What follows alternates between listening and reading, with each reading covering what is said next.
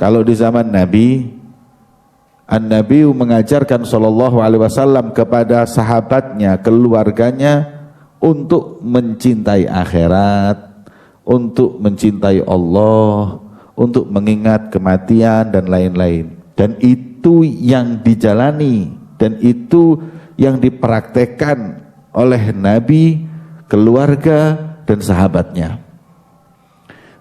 Dengannya Imam Hasan al-Basri, beliau berkata, ini Imam Hasan al-Basri ini tabi'in, nggak ngalamin zaman Nabi, hanya mengalami zaman para sahabat dan keluarga Nabi. Ketika mengalami zaman mereka, beliau mensifatkan adraktu qauman, kata Imam Hasan al-Basri, aku ini mengalami sekelompok kaum, ma in adraktumuhum laqultum annahum majanin, yang kaum itu kalau kalian wahai para tabi'in mengikuti zamannya sahabat. Jadi Imam Hasan Basri ini tabi'in.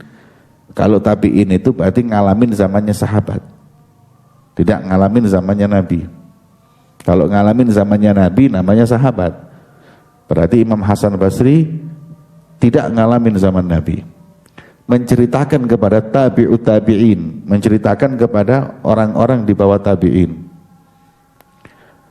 wahai temanku, aku ini ngalamin zamannya sahabat, yang apabila kalian mengalami zaman mereka, niscaya kalian akan mengatakan bahwa mereka orang-orang gak waras.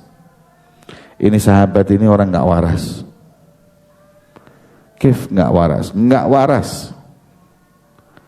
Aku katakan mereka ini orang-orang yang gak waras karena cintanya kepada Allah membuat lalai akan segalanya.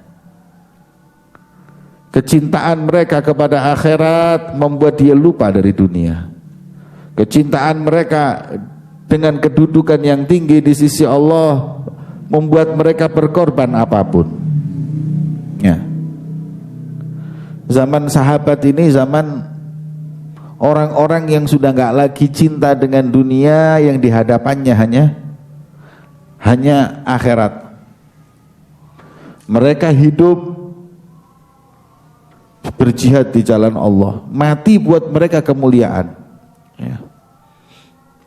Pernah suatu saat ketika orang Islam waktu itu meminta bantuan ke Cina, Islam itu mau menyerang sekelompok kaum itu minta bantuan ke orang Cina, meminta bantuan ke Romawi.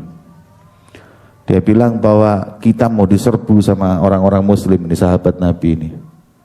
Bisa gak kau meminta bantuan deh?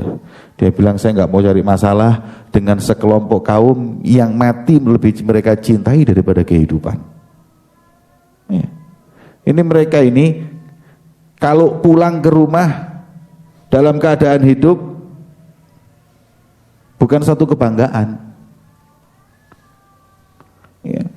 Tapi kalau meninggal dalam keadaan syahid, pulang namanya satu kebanggaan buat keluarganya, kebanggaan buat kaumnya. Ini kaum seperti ini nggak ada, nggak kau dapati. Pokoknya sholat nomor satu. Kalau sudah waktunya sholat lupa semua hal.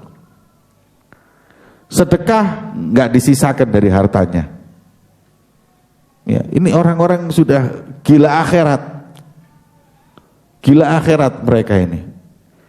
Maka kata Imam Hasan al-Basri, kalau kau ngalamin zaman mereka, kau akan mengatakan mereka itu gila.